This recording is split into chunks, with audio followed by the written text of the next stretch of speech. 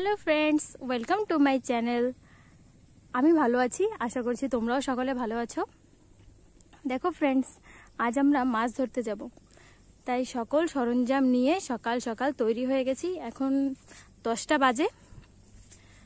আমাদের যেতে হবে, ওই যে একটা ঘর দেখছো, ওর পাশেই একটা গর্ত আছে, সেই গর্তেই আজকে আমরা মাছ ধরবো। আমাদের সঙ্গে থেকো। দেখো বন্ধুরা, আজকে আমরা যেখানে মাছ ধরবো সেখানে কিন্তু অনেক জল। দু কাকু আর দিদি ভাই, এই দেখো দাদু কাকু হোস পাইপ নিয়ে চলে এসছে, দিদি ভাইও আসছে পেছন পেছন।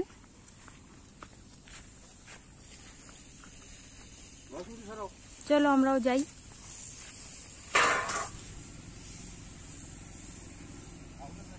পাইপ নিয়ে আগে আগে চলছে দাদু কাকু, আমরাও যাব এখন। এইসব সরঞ্জাম নিয়ে যেতে হবে অনেকটা পথ, যতটুকু সম্ভব তোমাদের দেখানোর চেষ্টা করব। দিদিভাই এসে গেছো?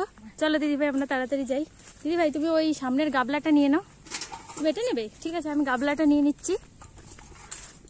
তোমাকে সবটা নিতে হবে না, আমাকেও দাও কিছুটা, গাবলাটা দাও আমাকে। বন্ধুরা তোমরা বুঝতে পারছো, আমরা যাচ্ছি মাছ ধরতে। অনেকটা দূর। দেখো আমাদের গ্রামের চারিপাশে কিন্তু পাহাড়ে, সবুজ পাহাড়ে। দেখো পাহাড়ের রংটা কি সুন্দর কালো, একেবারে ঘন সবুজ। এই দেখো, যাওয়ার পথেও তোমাদের দেখাতে দেখাতে যাই, এই সকল জমি কিন্তু চাষ করে তৈরি হয়ে গেছে। 2-1 দিনের মধ্যেই এখানে ধান লাগানো শুরু হবে, তখন তোমাদের দেখাবো আবার। দেখো কিরকম কাদা, কোথায় যেতে হচ্ছে দেখো মাছ ধরতে।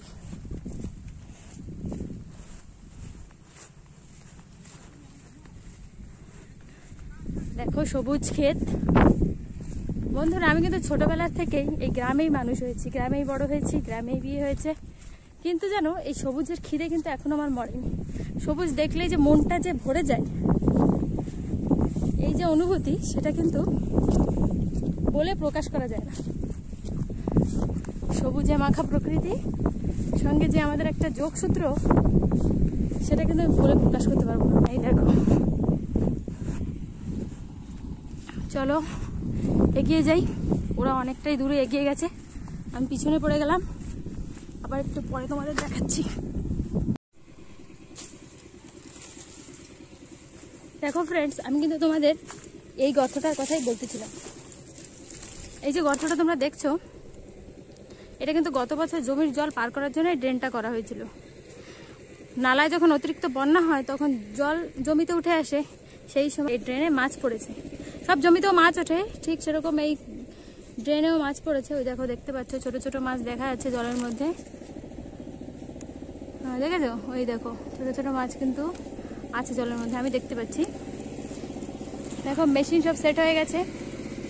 এই পাম্প সেট আমরা অনেক দূর থেকে বয়ে এনে এখানে ফিট করেছি। প্রচুর টাইম লেগে গেছে, এখন হয়তো 11টা বাজতে গেছে। আরেকদিকে বাবা চাষ করছে। এখন মেশিন স্টার্ট দিয়ে জল ফেললেই তারপরে তোমাদের দেখাতে পারবো।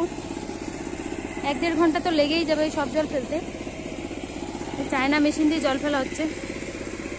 দেখো মেশিনে জল ভরাভরি হচ্ছে, এরপরে মেশিন চালানো হবে।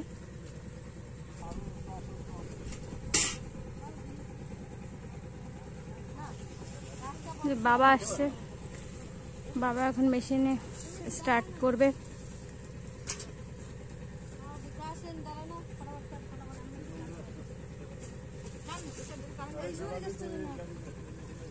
স্টার্ট দেওয়া হচ্ছে, স্টার্ট নিল না।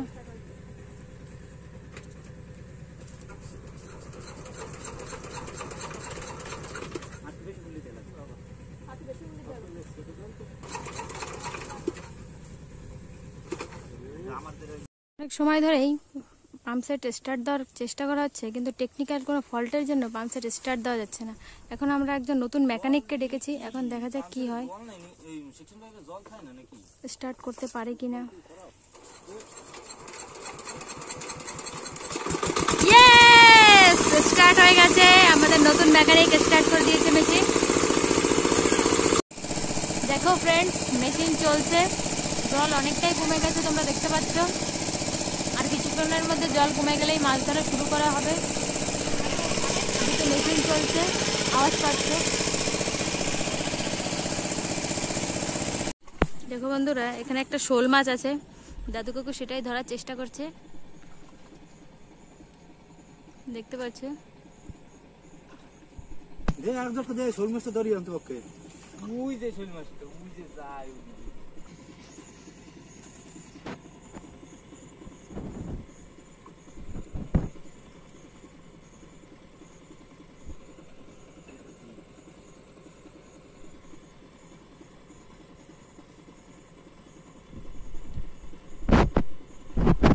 মাছ দাদু কাকু, দেখো বড় একটা মাছ পেয়েছে, এই তো শোল মাছ।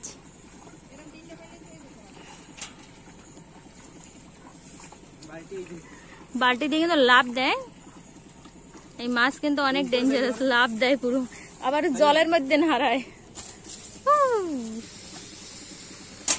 ও লাভ দেয় যা, এই মাছের গায়ে পুরো জোর।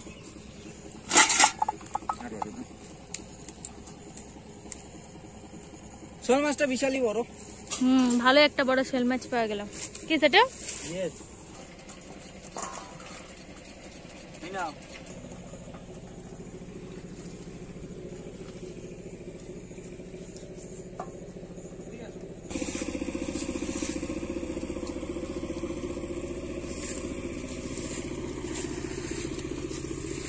এই যে মামি একটা কই মাছ ধরেছে, একটা কেন আঙ্গুরের সাইজে। এই দেখো সবাই মাছ ধরছে, দেখো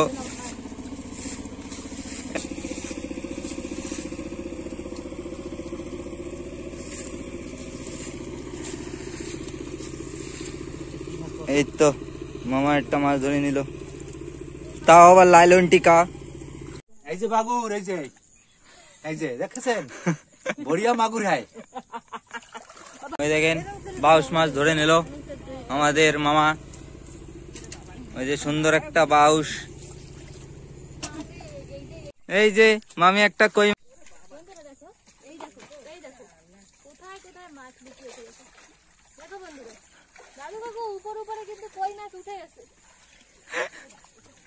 মামি কই মাছ ধরেছে দুটো, সুন্দর সুন্দর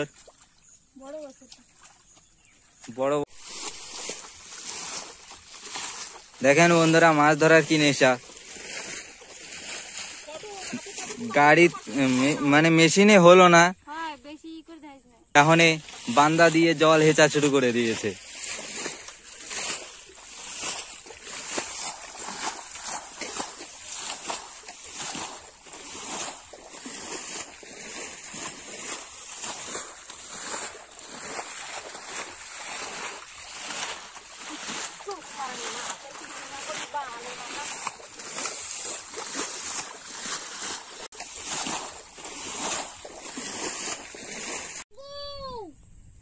কই এই যে বড় একটা মাগুর আর একটা পেয়েছে।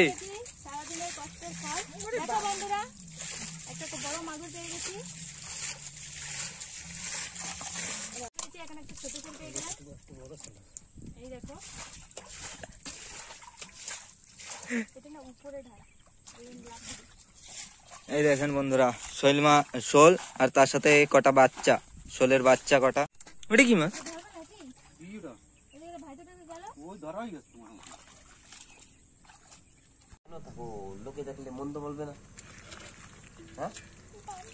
দেখো বন্ধুরা, এতগুলো মাছ পেয়ে গেছি, একটা বড় শোল আছে, মাগুর আছে।